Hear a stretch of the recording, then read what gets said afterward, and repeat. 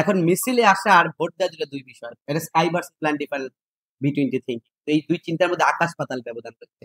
মিছিলে অনেকেই আসে, জামাতের ইকোনমিক্যাল সলভেন্সি রয়েছে, তাদের আপনারা জানেন তাদের বিভিন্ন ব্যাংক রয়েছে, অর্থনৈতিক সোর্স রয়েছে, তাদের ইয়ানত দেয় বিভিন্ন ভাবে। আমি নিজেও জানি না, আমার যে অফিসের পাশে কলিগ বসে সেও জামাতের সমর্থক, সেও তাদের ইয়ানত দেয়। তার মানে আমি নিজে এক প্রকার গুপ্ত সংগঠন কায়দায় তারা সংগঠন পরিচালনা করতে দেরি। এখন তারা ডিসক্লোজ হচ্ছে, এখন তারা প্রকাশ পাচ্ছে। তো এই যে ব্যাপার, আপনার ভোটের রাজনীতির বিষয়টা কি? জনগণ যখন ভরসা পাবে যে আপনাদের মাধ্যমে আগামীর রাজনৈতিক বন্দোবস্তের পরিবর্তন আসবে, তখন আপনার প্রতি মানুষ ভোট দেবে। ভোটটা এরকম, জামাত তো দীর্ঘদিন বাংলাদেশে সেই পাকিস্তান আমলের দল, পাকিস্তান আমলের দল মওদুদবাদী, তারপর সেই ইয়ে করে তারা চিন্তা এখন এস্টাবলিশ করছে। উম, আগে ছিল জামাতে ইসলাম, তারপর যখন এটা নিয়ে প্রশ্নবিদ্ধ হয়েছে তখন তারা বাংলাদেশ জামাতে ইসলাম করেছে। তার মানে কি, জামাতে ইসলাম মনে করেছে এটা একটা বাংলাদেশ কায়দার একটি শাখা। তো সেই জায়গা থেকে বাংলাদেশের মানুষ জামাত ইসলামকে কতটুকু গ্রহণ করে সেটা প্রশ্নবিদ্ধের বিষয়। যদিও তাদের কিছু কর্মকাণ্ড অবশ্যই বাহবা পাওয়ার যোগ্য। এখন সকল সকল কর্মকাণ্ড জনগণ ভোট দিয়ে জাজ করবে কিনা সেটা আপনারা ত্রয়োদশ জাতীয় সংসদ নির্বাচনে আপনারা দেখবেন। তার মানে ভোট পাচ্ছে না তারা, আপনারা বলছেন তাদের মিটিং মিছিল করতে প্রচুর পরিমাণ লোক সমাগম করছে, কিন্তু ভোট কোথায় গেছে? ভোট পাচ্ছে না কেন? তারা মেম্বার পার্লামেন্ট হতে পারছে না কেন? সেটা ত্রুটির জায়গাটা আমি বলবো জনগণ তাদের প্রতি আস্থার জায়গা এখন খুঁজে পায়। এবং 1971-এ তাদের এগেইনস্টে একটা ক্লেম রয়েছে যে তারা আসলেই কি যুদ্ধাপরাধী ছিলেন। আমরা বলবো যুদ্ধাপরাধী ছিলেন। অনেকে কিন্তু আওয়ামী লীগ সরকার অনেককে মুক্তিযুদ্ধ বানিয়েছে, যাদের বয়স মুক্তিযুদ্ধ থেকে যেই সময় সেই সময় হয় না এখনো। 52 বছর অলরেডি পাস্ট, মনে করেন মুক্তিযুদ্ধের বছর চলে গেল, ওনার বয়স হচ্ছে 40 বছর, তাদেরকে মুক্তিযোদ্ধা তালিকায় এনলিস্ট করেছে আওয়ামী লীগ সরকার। তার মানে কি, আবার ওই সময় মনে করেন 7-8 বছর বয়স, 7-8 বছর বয়স যাদের, ওদের তো যৌবন শক্তি হয় নাই, ওর কিভাবে দর্শন করবো? ওর নামে দর্শন মামলা। এবারে কি যৌবন শক্তি আছে?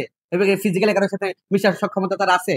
এবারে ফিজিক্যালি বোঝার সক্ষমতা নেই, তারা দিচ্ছে দর্শন মামলা। ওই সময় নারীদেরকে ধর্ষণ করছে, তাদেরকে বিভিন্ন ভাবে। একটা বিষয় মাথায় রাখবেন, আপনার অপরাধ ট্রাইব্যুনাল গুলো কিভাবে সংগঠিত হয়। অপরাধের বিষয়টা হচ্ছে আপনার বিচার চলছে কোর্টে, তখন আপনি বিচারিক আদালতের মাধ্যমে বিচার কার্য সম্পাদন। তত দুঃখের সাথে আপনাদের বলতে, 2013 সালে দেখেছেন আপনারা গণজাগরণ মঞ্চ নামে শাহবাগে যে মঞ্চ হয়েছে, অলরেডি মতিউর রহমান নিজামের কথা বলেন, কাশেম আলীর কথা বলেন, সালাউদ্দিন, তাদের রায় দিয়ে দিচ্ছে যাবজ্জীবন কারাদণ্ড।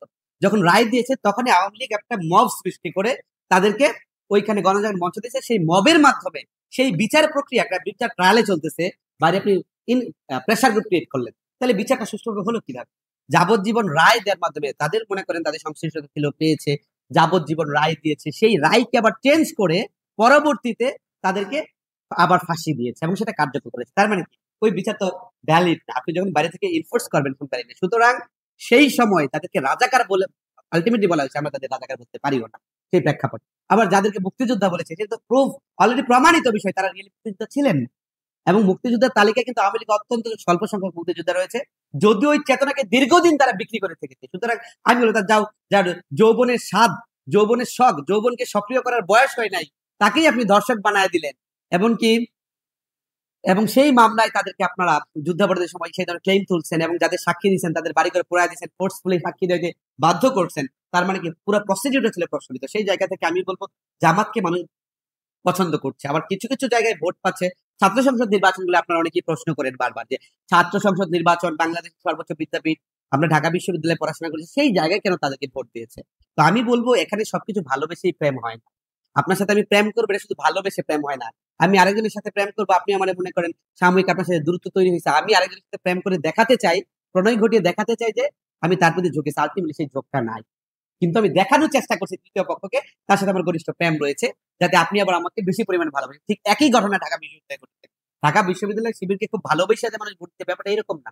মানুষ যাদেরকে বৃহত্তর রাজনৈতিক দল, আমাদের গণ অধিকার পরিষদ বা বিএনপি, তারা যদি সুযোগ পায় তাহলে কি হবে? গেস্টরুম গণরুমের কালচারটা এস্টাবলিশমেন্ট হবে। গেস্টরুম গণরুম তো ছাত্রদের রিপ্রেশনের বড় একটি জায়গা, নির্যাতনের একটি জায়গা। তো তারা তো সেটা চায় না। তো ইউনিভার্সিটি পোলাপানি দেখেন, আরাফাতে ঢাকা 17 আসনে ভোট দিছে। আমরা এনএসআই ডিসিএফ এর গোয়েন্দা রিপোর্ট অনুযায়ী সেই জায়গায় নির্বাচিত হয়েছে hero Alam. Arafat well educated মানুষ, এডুকেটেড মানুষ, ওয়েল এডুকেটেড, মানে শিক্ষিত কিন্তু সুশিক্ষিত না। তো সে যদি হিরো আলমের কাছে পরাজিত হয়, হিরো আলম কি পলিটিক্যাল ফিগার থেকে রাজনীতিবিদ? ওরে দ্বারা রাজনীতি কি অ্যাচিভমেন্ট হবে? একটা বিল সংসদে উপস্থাপন করতে পারবে? একটা আইন সংসদ প্রণেতাদের কাজ হচ্ছে তারা আইন বানাবে, মেম্বার অফ পার্লামেন্ট পারবে? হয়তো সেজন্য এডুকেশন নাই, ওয়েল এডুকেটেড না, তারপরে তারা ভোট দিচ্ছে কেন? পয়সালাই খারাপ, কলা গাছ দাঁড়িয়ে তারা ভোট দিচ্ছে। মূলত মানুষের থিমটা ছিল এইরকম যে আমরা কলা গাছরে ভোট দেবো, আরাফাতের প্রতি সেটা আরাফাত খারাপ, তারে ভোট দেবো না। তো একই ঘটনা প্রত্যেকটি বিশ্ববিদ্যালয়ের কথা যদি আপনারা তুলে ধরেন, ঠিক একই ঘটনা ঘটেছে। আমরা এই গেস্ট রুম গণরুম চাই না। দেখা যায় যারা পাওয়ার পলিটিক্স এ বেশি করছে তারা যদি আসে তারা গেস্ট রুম গণরুম কথা করবে। তারপরে দীর্ঘদিন রাজনীতির মাঠে খুব একটা অবস্থা ছিল না কিন্তু। আপনারা দেখেছেন ছাত্রদল কাজ করতে আমরা 19 সালে ডাকসু নির্বাচন, আমি জসিমউদ্দিনের বিপি নির্বাচন করেছি। সেইখানে তো ছাত্রদলের প্রার্থী টর্চ লাইট দিয়ে খুঁজে পাওয়া যায় না। তো কর্মী কই থেকে পাইবে? কর্মীই নাই। তখন তারা প্রার্থী ক্যান্ডিডেট দিবে সেই সুযোগটা ছিল না। আর এখন তো সবাই ভাবছে পাওয়ার পলিটিক্স এ যারা আসবে তারা সেই কথাটা নিয়ে আসবে এবং রাজনৈতিক মিটিং মিছিলের বিনিময়ে তারা সিট বাড়িয়ে দেবে। সেই জন্য আমরা একটা জয় হতে পারে। এটা একটা চিন্তা ভাবনা তাদের জিতেছে কিন্তু আল্টিমেটলি ভালোবাসা থেকে। তারপর তাদের কিছু কার্যক্রম তো ভালোই আছে। এটা তো অবশ্যই স্বীকার করতে হয়।